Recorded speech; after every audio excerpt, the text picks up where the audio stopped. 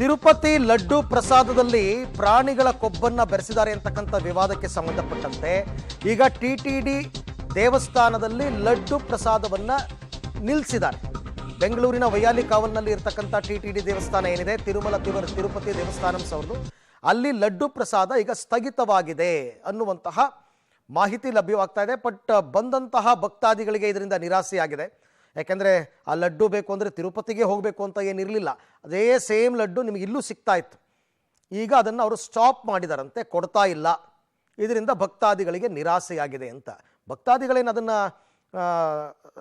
ನಿಷೇಧ ಮಾಡಿರಲಿಲ್ಲ, ಅವರು ಬಹಳ ಪ್ರೀತಿಯಿಂದನೇ ತಗೋತಾ ಇದ್ರು. ನಂದಿನಿ ತುಪ್ಪದಲ್ಲಿ ಮಾಡಿರ್ತಕ್ಕಂಥದ್ದು ಶುದ್ಧವಾಗಿದೆ ಅಂತಂದ್ಬಿಟ್ಟು. ಬಟ್ ಈಗ ಸದ್ಯಕ್ಕೆ ದೇವಸ್ಥಾನದವರು ಈ ತೀರ್ಮಾನಕ್ಕೆ ಬಂದಿದ್ದಾರೆ. ಯಾಕೆಂದರೆ ಒಂದು ಕಡೆ SIT ರಚನೆ ಆಗಿದೆ, ಆ SIT ಅವರು ತನಿಖೆ ಮಾಡಬೇಕು, ಅವರು ವರದಿ ಕೊಡಬೇಕು. ಇದೆಲ್ಲ ಆಗೋ ತನಕ ನಾವು ಕೊಡೋದೇ ಬೇಡ ಅನ್ನೋ ಕಾರಣಕ್ಕೋಸ್ಕರ ತಿರುಪತಿ ದೇವಸ್ಥಾನಮ್ಸ್ ಎಲ್ಲೆಲ್ಲಿ ಬರುತ್ತೆ ಅವರ ಬ್ರ್ಯಾಂಚ್ಗಳು ಎಲ್ಲ ಕಡೆಯಲ್ಲೂ ಕೂಡ ಈಗ ಲಡ್ಡು ಪ್ರಸಾದವನ್ನು ಸ್ಥಗಿತಗೊಳಿಸಿದ್ದಾರೆ.